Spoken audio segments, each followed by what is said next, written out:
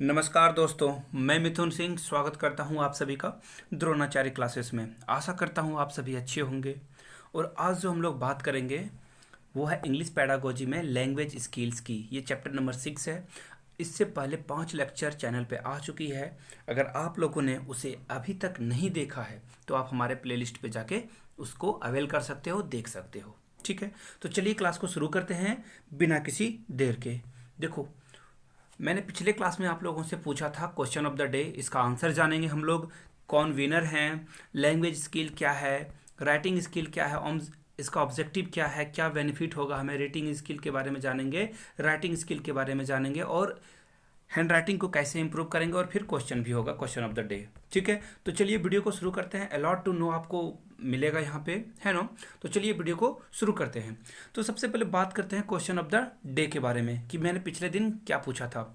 Which of the following is a instance of non formal learning. अब देखो, non formal जहाँ से पूछ दिया, यानी कि जो, देखो फॉर्मल मतलब हुआ एक तरीके से, है ना, एक कायदे से किया जाता है। जैसे कि फॉर्मल शूज़ पहनते हो आप तो देखना वो स्कूल वाले शूज़ होते हैं या ऑफिस के शूज़ होते हैं, या फॉर्मल शर्ट्स हुआ तो आप क्या करते हो, एक ड्रेस कोड में बन जाते हो। लेकिन नॉन फॉर्मल जहाँ पे आप जीन्स टी शर्ट स्लीपर वगैरह पहन के भी कहीं जा सकते हो, तो उसे बोलते हैं नॉन फॉर्मल लर्निंग। तो बच्चा नॉन फॉर्मल लर्निंग कैसे सीखेगा? देखो यहाँ पे आर्ट टीचर से सीखेगा, ये तो नहीं हुआ नॉन फॉर्मल, यहाँ पे वो तो कायदे से रहा है ना। Children learning to cook from their parents, learning new game from friends. देखो यहाँ से भी वो सीखने की प्रक्रिया कर रहा है, लेकिन अगर वो अपने करस्पॉन्डेंस लेसन्स क्या करेगा, सीखेगा, वो करस्पॉन्डेंस से यानी कि बैठ के सीखेगा। यानी कि करस्पॉन्डेंस को कैसे आप समझो कि अगर आप यूट्यूब से वीडियो देख रहे हो और वहाँ से सीख रहे हो, तो ये क्या हो गया, आपका एक नॉन फॉर्मल तरीका हो गया सीखने का, जो कि अभी लॉकडाउन के दौरान सभी कोई इसी मेथड से क्या कर रहे हैं, आप इसी मेथड का यूटिलाइज करके अपने लाइफ को निखार रहे हैं, चमका रहे हैं, है ना। तो चलिए शुरू करते हैं। अब देखो, जिन जिन लोगों ने इसका सही आंसर दिया एक बार उनके नाम मैं बता दूं। देखो, कोमल गुप्ता हमेशा सही देती है इसका आंसर, बिल्कुल सही। और देखो, रूपा कुमारी जो तीसरे नंबर पे है, उन्होंने भी सही आंसर दिया है। और रूपा जी को वीडियो का लिंक चाहिए था चैनल का, द एजुकेटर का, आपको इस बार लिंक मिल जाएगा। और जिन लोगों को भी जुड़ना हो उनका भी, उन्हें भी लिंक मिल जाएगा वहाँ से। या फिर मैं आप लोगों को बता दूं, आपको कुछ नहीं करना है, द एजुकेटर सर्च कर लेना है ना।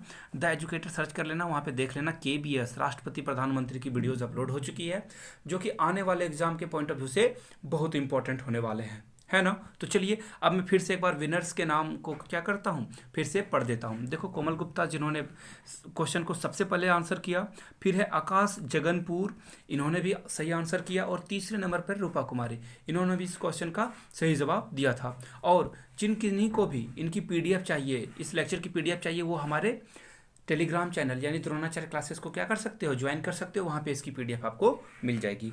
चलिए अब बात करते हैं लिसनिंग स्किल की। अब देखो, लिसनिंग स्किल क्या होता है, तो देखो सबसे पहले जान लेते हैं essential conditions of listening skill, यानी कि सुनने का जो क्षमता है उसे क्या क्या उसके कंडीशंस होते हैं। देखो सबसे पहले क्या दिया हुआ है, the learner should be attentive during the listening process. अब देखो, मैं आपको पढ़ा रहा हूँ, अगर आप अटेंशन नहीं दोगे, अटेंटिव नहीं होगे, तो आप मेरे लेक्चर को क्या कर पाओगे, अच्छे से समझ नहीं पाओगे, और आपको क्या हो जाएगी, डाउट्स रह जाएंगे, और आपको बहुत सारा कॉम्प्लेक्स आगे देखने को मिल सकता है।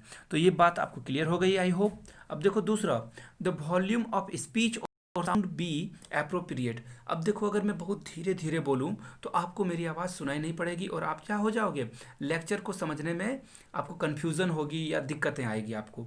यानी कि जो वॉल्यूम ऑफ स्पीच है, या फिर जो मैं बोल रहा हूँ वो वॉल्यूम अच्छा होना चाहिए। और दूसरी बात, साउंड, या अगर आपने पूरा साउंड को लो कर दिया तो भी आपको आवाज़ क्लियरली नहीं सुनाई पड़ेगा। यानी कि एक एप्रोप्रिएट, ना ज़्यादा ना कम, एक मीडियम मीडियम वे में आपको क्या करना है, जाके लिसनिंग स्किल को इम्प्रूव करने के लिए आपको मीडियम वे में जाके वॉल्यूम को रखना है। अब देखो तीसरा है, the auditory sense organ of the learner should B normal. अब देखो यहाँ पे ऑर्गन्स की बात हो रही है, यानी कि सुनने के जो अंग हैं, यानी कि कान, उसके क्या होने चाहिए, नॉर्मल होने चाहिए। समझ में आ रही है बात। नॉर्मल किसे कह सकते हो आप, जहाँ पे आप क्या कर सकते हो, बिना कोई एफर्ट लगाए हुए आराम से चीज़ों को सुन सकते हो, उसे बोलते हैं नॉर्मल। अब देखो चौथा जो है, the learner should be able to understand the meaning of the word conveyed through the sound.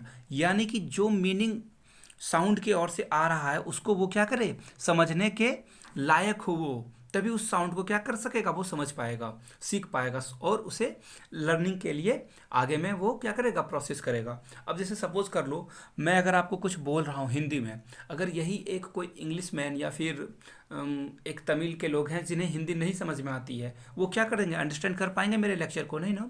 तो ऐसे में आपको क्या करना है, अंडरस्टैंड हो पाएगा तभी इसका कुछ एक मीनिंग निकल पाएगा, तभी आप इस चीज़ को क्या कर पाओगे, समझ पाओगे।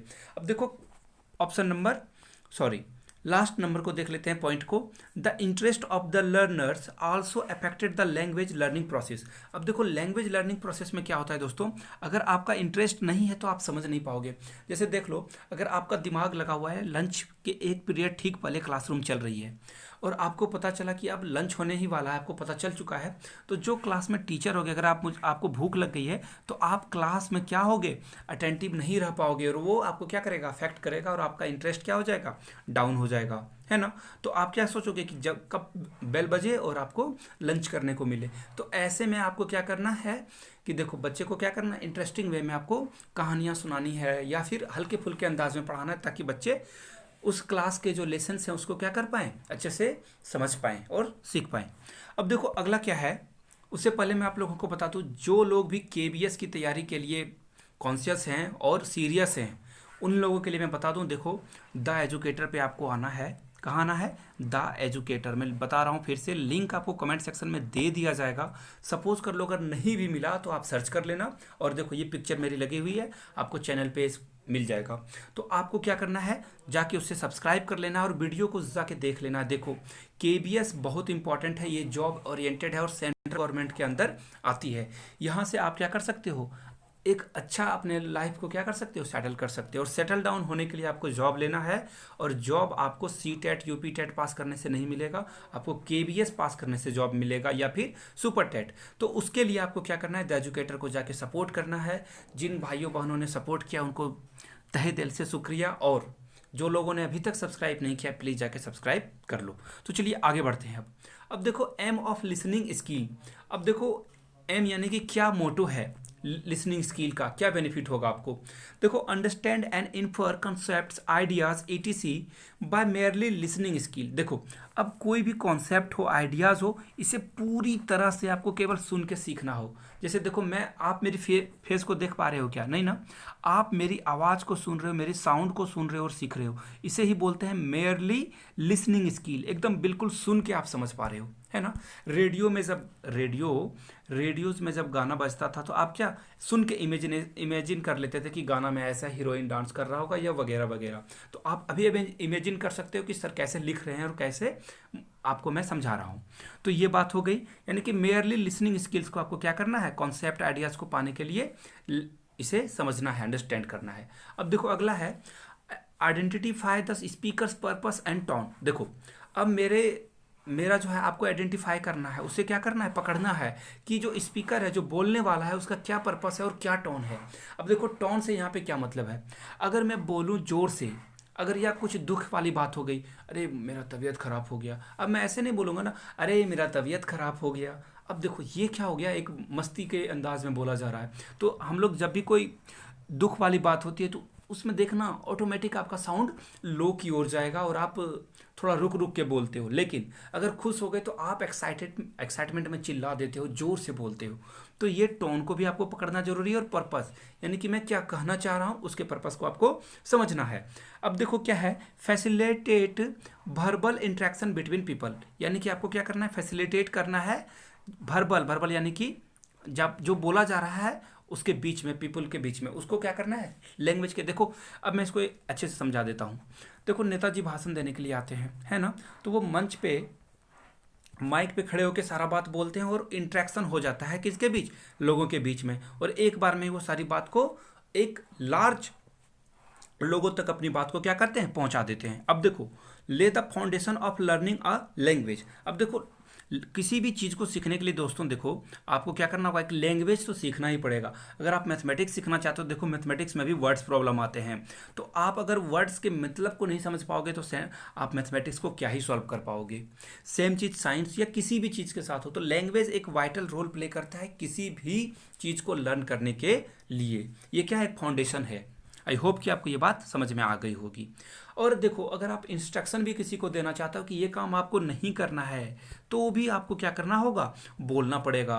और बोलने के बाद वो क्या करेगा, लिसनिंग करेगा, और इसी स्किल की मदद से वो आपकी बात को क्या करेगा, एक्वायर कर पाएगा। चलिए आगे बढ़ते हैं। अब देखो, एम ऑफ स्पीकिंग स्किल, देखो अभी तक मैंने बात की थी लिसनिंग स्किल की, अब बात होगी स्पीकिंग स्किल की। तो स्पीकिंग स्किल क्या होता है, देखो, develop the habit of speaking sentences clearly and comprehensive. देखो, आपको क्या करना है, एक हैबिट फॉर्मेट करना है जहाँ से कर पाओ अपने सेंटेंस को क्या क्लियरली बोल पाओ। अगर मैं यहाँ पे लड़खड़ा के बोलूँ तो क्या होगा, मेरी बात को आप अच्छे से समझ नहीं पाओगे। और दूसरी बात, कॉम्प्रिहेंसिव, यानी कि मेरे जो इमोशन है वो आप तक क्या हो, पहुंच पाए। अगर मैं बोलूं कि आपको सब्सक्राइब करना है चैनल को जाके, तो आप उस चीज़ को क्या करो, अपने माइंड में क्या करो, समझ पाओ, और आपका माइंड को क्या कर, वो उस चीज़ को, उस ऑर्डर को क्या करे, समझ पाए, और अपने हाथ को ऑर्डर दे के जाए, चलो सब्सक्राइब कर लेना है। और दूसरी बात, एक और वे मैं आपको समझा देता हूँ। अगर मैं बोल दूं कि दाएं मुड़ना है, तो आपके माइंड को एक मैसेज जाएगा कि चलो हाँ दाएं मुड़ना है, अब दाएं हाथ किधर है, उस तरफ आपको चले जाना है। तो यानी कि एक क्या होता है, एक आपको ऑर्डर मिलता है जहां से आप इस चीज़ को क्या कर सकते हो, समझ सकते हो। यानी कि आपको क्या करना है, इस चीज़ को डेवलप करना है, बोलने की बात को क्लियरली बोलना है। अब देखो, be able to express feelings and emotion in speech और स्टेटमेंट्स। देखो, अब मैं कोई भी बात अगर आपको बता रहा हूँ, समझा रहा हूँ, तो वो फीलिंग और इमोशन को मैं क्या कर सकूं, अच्छे से एक्सप्रेस कर पाऊं, तभी वो स्टेटमेंट या स्पीच क्या होगा, फायदेमंद होगा। अगर मैंने कोई बात आपको बता दी, अगर आप उस चीज़ को समझ ही नहीं पाए, तो मेरा जो बोलने का मतलब हुआ वो क्या हो गया, बेकार हो गया। यानी कि मुझे इस लायक बनना होगा, या फिर किसी भी स्पीकर को इस लायक बनना होगा, ताकि उसके जो फीलिंग्स हैं और जो इमोशन है वो ऑडियंस तक को क्या करे, हिट कर पाए, ऑडियंस को समझा पाए। समझ पा रहे हो ना। चलिए अब आगे देखते हैं। Become capable of understanding the spoken word of sentences, यानी कि देखो, अगर मैं कोई चीज़ बोल रहा हूँ तो वो बात मेरे कान में भी पड़ रही है और मैं उसे सुन रहा हूँ। यानी कि अगर बोलने के दौरान आपको जो बात आपने बोली है उससे क्या करो, आप समझ पाओ। अगर मैं ही नहीं समझ पाऊंगा तो ऑडियंस क्या समझेगी, है ना। सपोज कर लो, मैं कभी कभी कुछ गलत बोल देता हूँ, कुछ वर्ड को जो नहीं बोलना चाहिए वो अगर मुझसे स्लिप होकर निकल जाती है, तो मैं क्या करता हूँ, सॉरी बोल देता हूँ। इसका क्या मतलब हुआ, यानी कि मैं क्या कर रहा हूँ, अपने बात को भी समझ रहा हूँ, तभी ना मैंने सॉरी बोला आपको। ठीक है, चलिए अगला देख लेते हैं।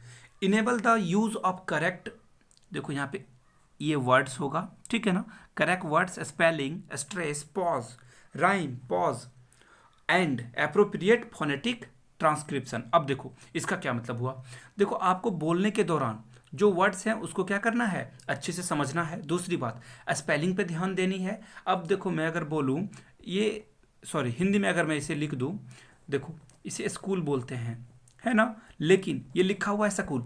यानी कि आपको क्या करना है, आपको ये अंडरस्टैंडिंग भी बढ़ानी कि कहाँ पे स्ट्रेस देना है, कहाँ पे आपको जोर डालना है, कहाँ पे धीरे से बात कह के निकल जानी है, और कहाँ पे पॉज लेना है ना, कहाँ पे आपको रुक जाना है। तो ये सब एक अच्छे स्पीकर की क्या है, एक निशानी है। दूसरी बात, एक अच्छा स्पीकर वही बन सकता है जो अच्छा क्या हो, लिसनर हो। अगर आप मेरी बात को अच्छे से समझ पा रहे हो, you may be a good speaker. और वैसे भी एक बात कही गई है, मैं जब बीएड कर रहा था खुद, तो मुझे मेरे टीचर ने, जो मेरे शिक्षक थे आदरणीय गुरु जी, उन्होंने बताया था कि great learner, a great listener is a great speaker, है ना। जो अच्छे से सुनता है वही एक अच्छा स्पीकर बन पाता है। तो चलिए, आई होप कि आपको ये बात आपके दिल में, जेहन में उतरी होगी। अब देखो अगला क्या है, make a learner good and confident speaker. अब देखो, स्पीकिंग का क्या मतलब है कि उसे क्या एक कॉन्फिडेंट स्पीकर बनाना है, और गुड, गुड यानी कि अच्छा, जहाँ पे वो सारे ये जो स्ट्रेस हो, पॉज हो, स्पेलिंग हो, और उसके बात करने में क्या हो, एक क्लैरिटी हो, जहाँ से वो अपनी बात को क्या कर पाए, एक्सप्रेस कर पाए, है ना। कम्युनिकेशन का 7 लैंग्वेज का एक मीनिंग भी है। जिन लोगों को पता हो तो वो कमेंट सेक्शन में बताना कि कम्युनिकेशन करने के लिए जो 7 वर्ड है वो क्या एसेंशियल है ना। अगर 10 क्लास में जिन लोगों ने कंप्यूटर साइंस ली होगी उनको पता होगा ये बात। चलिए देखते हैं किन किन को पता है, आगे बढ़ते हैं। देखो अब देखो स्पीकिंग स्किल को कैसे इंप्रूव करा जा सके उसके बारे में 3 पॉइंट है, 3 सजेशंस हैं। पहला, using speaking drill for self training. अब देखो मैं आपको एक एग्जांपल बताता हूँ। जब मैं हॉस्टल डेज में था, अपने हॉस्टल लाइफ में था, तो 15 अगस्त और 26 जनवरी को और फिर 5 सितंबर यानी टीचर्स डे को भी क्या होता था, एक प्रोग्राम होता था, कल्चरल प्रोग्राम, जहाँ पे सारे हॉस्टल के बच्चों को पार्टिसिपेट करना होता था। वहाँ पे आपको क्या करना होता है, एक यहाँ पे एक मंच है जहाँ पे प्लेटफॉर्म है जहाँ पे आपको खड़े होकर भाषण देना है, म्यूजिक प्रेजेंट करना है, या फिर जो भी आप जिस चीज़ में अच्छे हो उस चीज़ को आपको रिप्रेजेंट करना होता था। तो मैं क्या करता था, मैं भाषण देता था, स्पीच देता था। तो इसके लिए मैं क्या करता था, सेल्फ ट्रेनिंग लेता था। अब सेल्फ ट्रेनिंग क्या होता है, देखो सेल्फ ट्रेनिंग का मतलब होता है जब आप खुद से अपने गलतियों को पकड़ो, अपने गलतियों को जानो और उसे क्या करो, कन्वर्ट कर दो अच्छाइयों में। देखो मैं खुद से बोलता था और उसमें वॉकमैन आता था, है ना, और मैं उस वॉकमैन में अपनी आवाज़ को रिकॉर्ड कर लेता था और फिर से सुनता था, और फिर क्या करता था, जहाँ जहाँ पे भी गलतियाँ होती थी उस चीज़ को इम्प्रूव करने की कोशिश करता था। तो आई होप कि ये बात आपको क्लियर हो गई होगी। अब अगला देखो, using audio visual teaching add. अब देखो इसका क्या मतलब हुआ, ऑडियो विजुअल एड क्या होता है। देखो ऑडियो विजुअल, यहाँ स्पेलिंग वो छूट गया है, आप लोग सुधार लेना। ऑडियो विजुअल एड्स क्या होता है, देखो इसका मतलब, देखो ऑडियो विजुअल एड्स को जब भी आपको क्या करना हो, जानना हो, कोई चीज़ को अच्छे से स्पीकर किसी को बनाना हो, तो आपको क्या कर लेना है, आप उसे किसी का एक अच्छे स्पीकर का क्या करो, आप उसे भाषण सुना दो, है ना। तो इससे क्या होगा, उसे पता चल पाएगा कि कब रुकना है, कैसे बोलना है, और सबसे इंपॉर्टेंट बात, आपका बॉडी लैंग्वेज कैसा हो, वो बहुत अच्छा होना चाहिए। आप बहुत शानदार आवाज़ में बात बोल रहे हो, बहुत अच्छी बातें कर रहे हो, लेकिन अगर आपका बॉडी डल है यानी कि मुरझाया हुआ है, तो आपकी स्पीच क्या होगी, बेकार चली जाएगी, है ना। देखना नेता लोग हाथ हिलाते हैं, जोरदार ढंग से मुट्ठी बंद करके अपनी बात को रखते हैं, यानी कि वो अपने बॉडी के हर पार्ट से बोलते हैं, सिर्फ मुंह से नहीं बोला जाता है, आपका बॉडी बोलता है। आपके हर इंटरव्यू में खास ख्याल रखना आप लोग, आपको क्या करना है, इस चीज़ का यूज़ करना है। अब देखो अगला, यूजिंग स्पीकिंग टास्क और प्रैक्टिसिंग बोथ फॉर्मली और इनफॉर्मली। यानी कि अब देखो प्रैक्टिस करना है आपको फॉर्मली और इनफॉर्मली। अब देखो क्लासरूम में हम लोगों को याद है, अब तो शायद ये नहीं कराया जाता था, पहले कराया जाता था, कि क्लासरूम में क्या करते थे, सर खड़े हो करा देते थे बच्चे को और बोलते थे कि चलो ये सब लाइन्स को आपको पढ़ के दिखाना है। जहाँ पे जिसका मिस्टेक हो जाता था, सर बोलते थे चलो तुम्हारा बैठने का टाइम आ चुका है। फिर नेक्स्ट स्टूडेंट खड़ा होता था और वो बोल पाता था। तो ये करने का मतलब क्या हुआ, ये एक हुआ फॉर्मल तरीका, जहाँ पे क्या हो सके बच्चों को गलतियों को कम करने के लिए एक प्रैक्टिस कराया जाता था, है ना। अब इनफॉर्मली क्या हुआ, जहाँ पे आप खुद करते हो, आप खुद से प्रैक्टिस करते हो घर में, वो हो गया इनफॉर्मली वे में बोलने का तरीका, है ना। चलिए आगे बढ़ते हैं। अब देखो रीडिंग स्किल यानी कि पढ़ने का तरीका, इससे क्वेश्चन बनते हैं एग्जाम में, याद रखना आप, इससे क्वेश्चन आएंगे आपके यूपी टेट, सी टेट, जे टेट, हरियाणा टेट, कोई भी टेट हो, केबीएस हो, DSSS भी, यहाँ से क्वेश्चन बनते हैं, ध्यान से सुनना आप। Reading is a two way, देखो यहाँ पे इज है, is a two way, sorry, reading is of 2 types. देखो 2 टाइप्स होते हैं इसके, ऑरल और loud reading and silent reading. देखो 2 टाइप्स क्या क्या होते हैं, पहला हो गया ऑरल यानी कि मुंह से बोलने वाला या लाउड जब आप जोर से बोलते हो, या फिर दूसरा तरीका जब आप साइलेंट होके पढ़ते हो, है ना। देखो आपको साइलेंट होके कैसे पढ़ना होता है, आप लाइब्रेरी में चले जाओ, देखना वहाँ पे एक पिन भी ड्रॉप हो जाएगी तो आपको वो सुनाई पड़ जाएगी, यानी कि वहाँ पे आप क्या करते हो, साइलेंट होके पढ़ते हो। लेकिन अब आप भी देखना जैसे जैसे आपकी एज क्या हुई बढ़ते गई है, अब आप देखना बिना बोल के भी आप क्या कर सकते हो, टेक्स्ट को पढ़ सकते हो, है ना।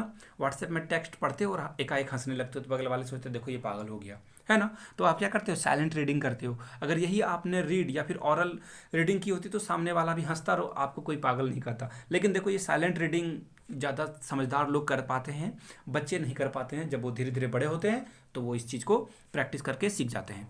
अब देखो reading involves complex cognitive skill, मैंने बताया था कि ये क्या है, कॉम्प्लेक्स कॉग्निटिव स्किल है। इसके लिए आपको क्या चाहिए, बहुत ज़्यादा कॉग्निटिव स्किल चाहिए। देखो मैं एक एग्जांपल बताता हूँ, अगर आपने फिश पढ़ा, अभी मैंने फिश लिखा, बहुत सारे लोगों के देखना मन में इमेज बन गई होगी फिश की, है ना, एक इमेज आपके दिमाग में आ गई होगी फिश ऐसा होता है। जिन लोगों ने रिसेंटली बड़ी फिश देखी होगी उनके दिमाग में बड़ी फिश की इमेज आई होगी, जिन लोगों ने छोटी फिश देखी होगी उनके दिमाग में छोटी फिश का आइडिया आया होगा। चलिए आगे देखते हैं। Reading is a selective as it is based on the reader's choice. अब देखो रीडिंग क्या है, एक रीडर यानी कि जो पढ़ता है उसके चॉइस पे बेस्ड है ना। वो चुपचाप होके पढ़ना चाहे तो चुपचाप होके पढ़ लेगा, अगर वो लाउड होके पढ़ना चाहता है तो लाउड होके पढ़ेगा। तीसरी बात, वो जैसा चाहे जिस जॉनर का बुक पढ़ना चाहे वो उस तरह का नॉन फिक्शन पढ़ सकता है, फिक्शन पढ़ सकता है, या फिर पोएम भी वो पढ़ सकता है। ये डिपेंड करता है किस पे, एक रीडर पे, पढ़ने वाले पे। अब देखो अगला पॉइंट क्या बोलता है, the speed of reading varies according to the context and objective of reading. देखो अब मैं आपको पढ़ा रहा हूँ तो यहाँ पे मैं क्या कर रहा हूँ, खास ख्याल रख रहा हूँ ताकि आपको भी मैं समझा सकूँ। यानी कि यहाँ पे ऑब्जेक्टिव क्या है रीडिंग का, देखो मैं ये सारे टेक्स्ट को पढ़ रहा हूँ लेकिन देखो मैं धीरे धीरे पढ़ रहा हूँ और एक एक लाइन को अच्छे से एक्सप्लेन कर रहा हूँ। अकॉर्डिंग टू मी मैं अच्छे से एक्सप्लेन कर रहा हूँ। अब ये कितना अच्छे से एक्सप्लेन हो रहा है ये आपके ऊपर है, आप जज कर सकते हो, है ना। तो मेरा कहने का मतलब, मेरा ऑब्जेक्टिव क्या है यहाँ पे, कि मुझे आपको समझाना है ना। अब देखो दूसरा, अब ये जो अकॉर्डिंग टू द टेक्स्ट है इसका क्या मतलब हुआ, जैसा टेक्स्ट आएगा कॉन्टेक्स्ट आएगा उसी के अकॉर्डिंग मुझे समझाना है ना। अब जहाँ दुख तकलीफ वाली बात आएगी वहाँ पे थोड़ा सा क्या करना है, उस इमोशन को वहाँ पे रख देना है। अब जहाँ पे इमोशन खुशनुमा होगा वहाँ पे हंसा जाएगा और अच्छे से उसको क्या किया जाएगा, उसे खुशनुमा माहौल में बताया जाएगा। आई होप कि आपको ये रीडिंग स्किल समझ में आ गई होगी। आगे बढ़ते हैं। देखो एम ऑफ रीडिंग स्किल क्या है, देखो एम ऑफ रीडिंग स्किल्स को कैसे आप समझोगे। देखो रीड इंग्लिश और any two new language any language with accuracy, fluency and expression. देखो किसी भी कोई भी लैंग्वेज हो उसे पढ़ने के लिए आपको एक्यूरेसी यानी कि अच्छे से पढ़ना है, जो भी सेंटेंस में लिखा है उसे करेक्टली पढ़ना है। एक्यूरेसी यानी कि यहाँ पे आपको गलती करने की गुंजाइश नहीं है। अब देखो फ्लुएंसी, रुक रुक के नहीं पढ़ना है ना। अब मैं पढ़ूँ कल्टिवेट द हैबिट ऑफ, देखो ये क्या हुआ, ये नीरस लग रहा है आपको, बोरिंग लगने लगा होगा ना, थोड़ी देर मैंने पढ़ा लेकिन आपको बोर कर दिया मैंने। तो आपको क्या करना है, फ्लुएंसी का भी ध्यान रखना है और एक्सप्रेशन का। एक्सप्रेशन यानी कि जहाँ पे पॉज लेने की जरूरत है आपको फुल स्टॉप ले लेना है, रुक जाना है, और जहाँ पे कॉमा है वहाँ पे क्या करना है, थोड़ा सा वहाँ पे आपको रुकना है। आई होप कि आपको ये बात क्लियर हो गई होगी। आगे बढ़ते हैं। देखो cultivate the habit of reading in a learner. देखो लर्नर को क्या करना है, आपको पढ़ने का तरीका को क्या करना है, कल्टिवेट। देखो कल्टिवेट बहुत अच्छा वर्ड है। कल्टिवेट मतलब खेती भी करना होता है, किसी के अंदर क्या करना, बीज बोना भी होता है, समझाना भी होता है और फायदा लेना भी होता है। तो देखो कल्टिवेट का यहाँ मतलब जो होगा, उसके अंदर आपको क्या करना है, एक जिज्ञासा उत्पन्न कर देना है, उसके अंदर एक हैबिट को फॉर्म कर देना है जिससे वो क्या कर पाए, रीडिंग करने की आदत उसके अंदर आ जाए। अब देखो अगला है, inspire learner to drive pleasure from reading, यानी कि उसे पढ़ने में मज़ा आने लगे। मैं आपको बता दूं, पता नहीं आप लोगों को लगा होगा कि मैं खुद से अपनी खुद बड़ाई कर रहा हूं, लेकिन जब मैंने पढ़ना सीखा तो मैंने 2-3 में ही मैंने न्यूज़पेपर पढ़ना शुरू कर दिया था, है ना। बहुत बुरी तरह से मेरी स्पेलिंग होती थी और मैं अच्छे से पढ़ नहीं पाता था, तो टीचर्स से या फिर बड़े भैया से मैं हेल्प लेता था और उसको समझ पाता था। वहाँ पे पहले के न्यूज़पेपर में कहानी वगैरह स्टोरी वगैरह आती थी तो मुझे स्टोरी पढ़ने में बहुत मज़ा आता था। तो इसका मतलब ये हुआ कि उसे प्लेजर मिलना चाहिए। अच्छा, और एक बात, अच्छी किताबें पढ़ो, है ना। प्लेजर लेने के लिए आप गलत किताबों का सहारा नहीं लेना है आपको। प्लेजर का मतलब होता है जहाँ से आप लर्न कर पाओ और सोसाइटी को कुछ गिव वे दे पाओ। अब अगला है, establish a relationship between spoken words and printed word. अब देखो इसका मतलब क्या हुआ, जो बात आपने कही है और जो प्रिंटेड है उसके बीच में एक रिलेशन आपको क्या करना है, बनाना है। जैसे देखो मैंने आपको बताया था, जैसे ये चारों पॉइंट आपको ऑलमोस्ट पांचवा भी बता दिया। तो मैंने क्या किया, इसमें जो बात लिखी हुई है और उसे मैंने आपको क्या किया, एक अच्छे ढंग से एक्सप्रेस किया। इससे क्या हुआ, दोनों के बीच में क्या हुआ, एक रिलेशनशिप बिल्ड हो गया। चलिए आगे बढ़ते हैं। अब देखो एम ऑफ राइटिंग स्किल क्या है, राइटिंग स्किल को समझेंगे। देखो क्या है, communicate the thoughts and ideas in writing. यानी कि देखो अगर आप लोगों को मैं एक ऐसे लिखने के लिए दे दूं तो आप क्या करोगे, आप अपने आइडिया को, थॉट्स को क्या करोगे, मेरे साथ शेयर करोगे। किस वे में, राइटिंग वे में, लिख कर। और एक बात, राइटिंग का स्पेलिंग बहुत लोगों से गलती होता था, मुझसे भी होती थी। पहले मैं डबल टी लिख देता था, अब मैं क्या करता हूँ, एक ही टी लिखता हूँ। अगर जिन लोगों को पहले से पता है तो आप बहुत अच्छे हो, गुड स्टूडेंट्स। जिन्हें नहीं पता है उन्हें इम्प्रूव करना है अपने आप को, है ना। और एक बात, कभी भी देर नहीं होती है ना। आपको क्या करना है, सीखते रहना है, कभी भी देर नहीं होती है। अब देखो आगे, आंसर क्वेश्चन इन एग्जामिनेशन और कंप्लीट टास्क। देखो अब राइटिंग स्किल से क्या बेनिफिट लोगे, एग्जाम में आपको अपने आंसर क्वेश्चन के आंसर को क्या करना होगा, लिखना होगा, और कोई भी टास्क को कंप्लीट करने के लिए आप क्या कर सकते हो, राइटिंग स्किल्स का फायदा ले सकते हो। ये तो बहुत आसान सी बात थी। अब देखो अगला क्या है, understand how writing is a linked to memorization. देखो अब मेमोराइजेशन का यहाँ पे नेगेटिव सेंस आपको नहीं लेना है, यानी कि आप लिख के सीखते हो, याद करते हो। मैंने अपने पूरे लाइफ में कभी भी रट्टा नहीं मारा, कभी भी रट के याद नहीं किया, मैं उसे लिखता था और लिख के याद करता था। आप लोग भी बहुत सारे लोग होंगे जो लिख के याद करते हैं। इससे देखो मैं बताता हूँ क्या फ़ायदा होता है। जब आप कोई भी चीज़ को लिखते हो तो आप उसे क्या करते हो, आँख से देखते हो, है ना, और मन ही मन उसे पढ़ते हो, जिसके कारण आपका जो कॉग्निटिव माइंड है, जो सेंस है, वो क्या होता है, ज़्यादा एक्टिव होता है, जिसके कारण आप उस चीज़ को क्या कर सकते हो, मेमोराइज कर सकते हो। तो आप लोग इस चीज़ को क्या करना, यूज़ करने की कोशिश करना। इसका एक टास्क ऐसे आप ले सकते हो कि जो मैं ये पीडीएफ दे रहा हूँ, ये चाहो तो आप स्क्रीनशॉट ले लो, या फिर आप जाके टेलीग्राम चैनल से इसकी पीडीएफ डाउनलोड कर लो, है ना, और आप इसे अपने नोटबुक में उतार लो। इससे क्या होगा, एक बार आपका रिवीजन हो जाएगा, दूसरी बात आप इस चीज़ को अच्छे से एक्वायर कर पाओगे, समझ पाओगे। ठीक है, चलिए आगे बढ़ते हैं। और आप बताना कि ये आइडिया आपको कैसा लगा, कमेंट सेक्शन में कमेंट करके बताना, है ना। अब देखो, develop literature books and articles. देखो जब आप धीरे धीरे लिखने लगोगे तो आपके अंदर क्या होगा, वर्ड स्टॉक बढ़ जाएगा, और लिखने का तरीका, आप ब्यूटी जो जान जाओगे कि कैसे लिटरेसी का क्या लिटरेचर का क्या ब्यूटी होता है। इससे आप क्या कर सकते हो, बुक्स भी लिख सकते हो और आर्टिकल्स भी लिख सकते हो। चलिए अब आगे देखते हैं। सबसे इंपॉर्टेंट, जिनकी हैंडराइटिंग खराब है वो क्या कर सकते हैं, अपने हैंडराइटिंग करते हैं। कैसे, सबसे पहले बात देखो, मैंने क्या किया यहाँ पे, सॉरी मैंने गोल्ड लिख दिया, यहाँ पे होल्ड था, है ना, होल्ड, पकड़ना, पेंसिल और pain in a proper way, यानी कि आपको क्या करना है, अच्छे से पकड़ना है पेन और पेंसिल को। दूसरा, use of proper writing material, यानी कि अच्छा राइटिंग मटेरियल यूज करना। ये नहीं कि आप पेन ले लिया तो दीवार पे लिखना शुरू कर दिया, या फिर जो नोटबुक है वो ऊंचा नीचा हो गया, वहाँ पे लिखना है। आपको प्रॉपर टेबल और कुर्सी का यूज़ करना है, और वहाँ पे अच्छे मटेरियल यानी कि नोटबुक का और पेन पेंसिल का यूज करके आपको अच्छे से लिखना है। अब देखो अगला क्या है, proper sitting arrangement as well as posture. देखो ये बहुत इंपॉर्टेंट है। आप कुर्सी टेबल पे, मैंने कहा था आपको बैठने के लिए, वहाँ से आप क्या कर सकते हो, अच्छे से लिख सकते हो। और आपका पोस्चर यानी कि बॉडी का जो बिल्कुल आपका जो ये रीढ़ की हड्डी होती है वो सीधा होना चाहिए, इससे आप अच्छे से लिख पाओगे। अगला है यूज कैलीग्राफी नोटबुक। अब देखो कैलीग्राफी नोटबुक उसे बोलते हैं, कैलीग्राफी मतलब जो सुंदरता, यानी कि आप 4 लाइन की नोटबुक ले लो, वहाँ पे देखना हर एक वर्ड को, सॉरी 3 ही लाइन हुआ, अलग अलग वे में लिखा जाता है, ABC। बचपन में आप लोगों ने शायद लिखा होगा, अगर आपको याद हो तो। ठीक है, कमेंट करके बताना किन किन लोगों ने देखा। और एक बात, जो क्वेश्चन ऑफ द डे आएगा दोस्तों, उसका आंसर आपको लाइव स्ट्रीमिंग में नहीं देना है। मैं फिर से बता देता हूँ, आपको जाना है, वीडियो जब लाइव खत्म हो जाए तुरंत कमेंट सेक्शन में जाना है और इसका आंसर दे देना है आपको। देखो क्वेश्चन ऑफ द डे क्या था, which of the following does not fit the context of language learning skill. Language learning skill में कौन ये चारों में से एक नहीं है, आपको इसका आंसर बताना है और कमेंट सेक्शन में बताना है। और एक बात, जाते जाते फिर से चलो, कि जो लोग केबीएस की प्रिपरेशन करना चाहते हैं वो हमसे जुड़े, कमेंट सेक्शन में लिंक मिलेगा, या फिर द एजुकेटर आपको कहाँ सर्च कर लेना है, कहाँ पे, यूट्यूब पे, और आपको क्या करना है, जुड़ लेना है। ये आपको थैंक यू बोलने का एक तरीका होगा, जहाँ से आप मिथुन सर को क्या कर सकते हो, थैंक्स बोल सकते हो। Thank you so much, keep learning, keep growing, most important be safe there, and अपने से बड़ों का ख्याल रखें और बच्चों को प्यार दें। Thank you, have a nice day.